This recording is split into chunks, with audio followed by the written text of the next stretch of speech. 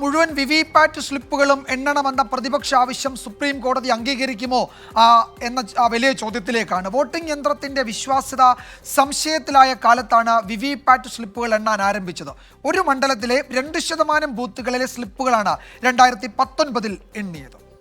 മുഴുവൻ സ്ലിപ്പുകളും എണ്ണണമെന്നാവശ്യപ്പെട്ടുള്ള ഹർജി സുപ്രീം കോടതി വാദത്തിനെടുത്തതോടെ വാദപ്രതിവാദങ്ങൾ മുറുകുന്നു എന്ന വാർത്ത ഡൽഹിയിൽ നിന്ന് വരുന്നുണ്ട്.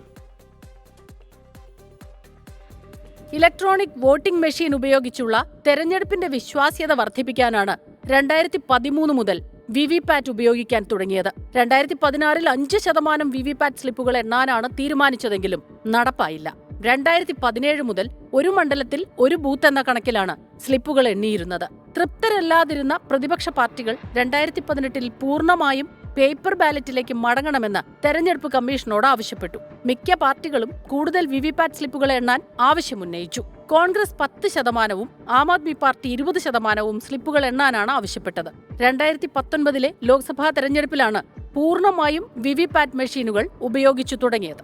2019 20 പാർട്ടികൾ സുപ്രീം കോടതിയെ സമീപിച്ചതിനെ തുടർന്നാണ് ഒരു മണ്ഡലത്തിലെ 2% പോളിംഗ് ബൂത്തുകളിൽ സ്ലിപ്പുകൾ എണ്ണുന്നത് നിർബന്ധമാക്കി ഉത്തരവിറങ്ങിയത്. അതനുസരിച്ച് ഒരു മണ്ഡലത്തിലെ 5 മെഷീനുകളിലെ വിവിപാറ്റ് സ്ലിപ്പുകളാണ് എണ്ണുന്നത്.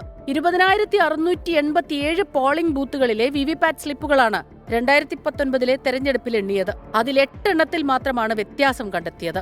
8 തെരഞ്ഞെടുപ്പ് ഫലത്തെ അത് സ്വാധീനിച്ചില്ല എന്നും നിരീക്ഷിച്ചു. ഇലക്ട്രോണിക് ഫലം സ്ഥിരീകരിക്കാൻ ശാസ്ത്രീയ ഫോർമുല തേടി Indian statistical institute, IIT Kanpur, Chennai mathematical institute എന്നിവിടങ്ങളിലെ വിദഗ്ധരുടെ ഉപദേശം തേടി. ഒരു മണ്ഡലത്തിൽ ഒരു പോളിംഗ് ബൂത്തിലെ വിവിപാറ്റ് സ്ലിപ്പുകൾ എണ്ണിയാൽ മതി എന്നായിരുന്നു കിട്ടിയ ഉപദേശം. ഒരു വിവിപാറ്റ് മെഷീനിലെ സ്ലിപ്പുകൾ എണ്ണാൻ 50 മുതൽ 60 മിനിറ്റ് വരെയാണ് എടുക്കുന്നത്. സമയനഷ്ടം മുൻനിർത്തി മുഴുവൻ വിവിപാറ്റ് എണ്ണുന്നതിനെ തെരഞ്ഞെടുപ്പ് കമ്മീഷൻ എതിർക്കുമ്പോൾ എത്ര സമയമെടുത്താലും തെരഞ്ഞെടുപ്പ് പ്രക്രിയ സുതാര്യമാക്കണമെന്നാണ് പ്രതിപക്ഷം ആവശ്യപ്പെടുന്നത്. Election desk 24. എന്തായാലും നല്ല വാദവും പ്രതിവാദവും നടക്കും. അതെ, ഇത് വലിയ സങ്കീർണമായ പ്രശ്നമാണ്. ഒന്നിലധികം തവണ സുപ്രീം കോടതി പരിഗണിക്കുകയും ഈ EVM-ന്റെ വിശ്വാസ്യത ചോദ്യം ചെയ്തുള്ള ഹർജികൾ തള്ളുകയും ഒക്കെ ചെയ്ത് അത്തരം സാഹചര്യം നമ്മളുടെ മുന്നിലുണ്ട്.